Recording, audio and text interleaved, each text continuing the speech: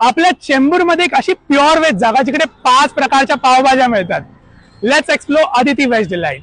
तर मित्रांनो, जसं मम्मी आणि पप्पांच्या कानावर पडले की डायमंड गार्डनच्या शेजारीच आहे एक सुंदर आणि प्युअर शाकाहारी रेस्टॉरंट, मग काय घातले नवीन कपडे आणि निघालो अदिती व्हेज डिलाइट कडे. इकडे एंट्री घेताच 2 गोष्टी क्लिअर झाल्या. एक अँबियन्स सुंदर आहे, पटकन इंस्टाग्राम साठी फोटोज काढून घेऊ, आणि दुसरं पावभाजीचा सुगंध पसरलाय. काही वेळ न घालवता पावभाजी पासून सुरू करू. मी मागवली आपली मुंबई स्टाईल पावभाजी आणि मम्मी बोलली मी आहे निराली, तर माझ्यासाठी पावभाजी ती पण हरियाली. आणि पप्पा नेहमी करतात राडा, तर पप्पांसाठी पावभाजी ती पण खडा. मित्रांनो, खरं सांगतो, पाव आणि भाजीचा हा मिश्रण जेवढा मऊ तेवढा स्वादिष्ट सुद्धा होता. आमच्या भूषण आणि काकांनी पण तारीफ केली माझी खाऊन पावभाजी. वेळ झाली जरा गरम गरम स्टार्टर्सची. इकडे स्टार्टर्स एवढे जेवढे आपल्या मुंबईच्या रोडवर मेट्रोची कामं. चिक्कार मागवलं आम्ही मंचुरियन बॉल्स, पनीर ड्रॅगन, चीज स्टफ मशरूम आणि जाफरानी पनीर टिक्का. तर मम्मी पप्पांनी मला केलं साईडला आणि लागले स्टार्टर खायला. शेवटी बोललो झाली निघायची वेळ, पण ह्यांचे पंचपक्वान काही संपतच नाही. आला यांचा मेन कोर्स.